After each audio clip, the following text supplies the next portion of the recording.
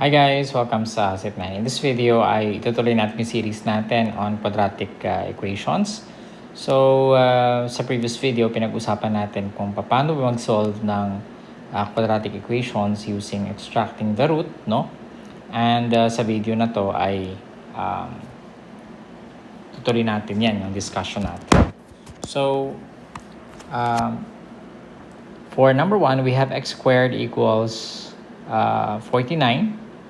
And ibig sabihin nito, ang x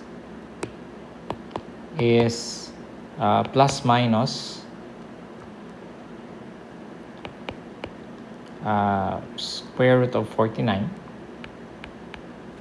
Na-discuss natin yan sa previous video. No? So, balikan nyo kung hindi nyo alam kung bakit ganun.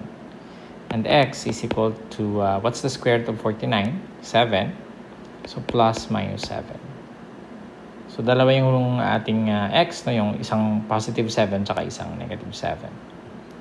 For number 2, we have 3x squared equals 75. Divide both sides by 3, no? So, kung mapapansin nyo, yung pag-solve nitong quadratic equations using extracting the square root or extracting the root, parang nagsosolve ka rin lang ng equation, di ba? Ina-isolate mo yung x sa isang side, no? Katulad nito, x squared naman yung ina-isolate natin. No? Pag na-isolate natin siya at puro constant yung nasa kabilang side, ibig sabihin pwede tayong mag-extract ng square root. So here we have x squared equals 25, no? Which means that x is plus minus square root of 25 and x is equal to plus minus 5. Right? So, what about yung x squared minus 50 is equal to 0, no? So, this is x squared. Add tayo ng 50. Both sides, no? Para matanggal yung minus 50 sa kaliwa. So, negative 50 plus 50 is 0. X squared na lang matitira dito. And 0 plus 50 is just 50. Which means that x is plus minus square root of 50. Okay? So, hindi siya eksakto, no? Kung hindi nyo pa nakuha yung radicals, no? Hindi nyo na pa napag-aral yung radicals, no? I suggest na after nito, pwede nyong balikan, no? Or pwede nyong tignan. So, pag ganito, square root of 50, ang una natin gagawin is maghanap tayo ng perfect square na factor ng 50. Pinakamalaking perfect square, no? Ano kaya ang pinakamalaki? 25, di ba? Because 50 is 25 times 2. And 25 is a perfect square, no? Tapos yung 25, pwede natin yan ilabas by getting the square root. May maiiwang 2 sa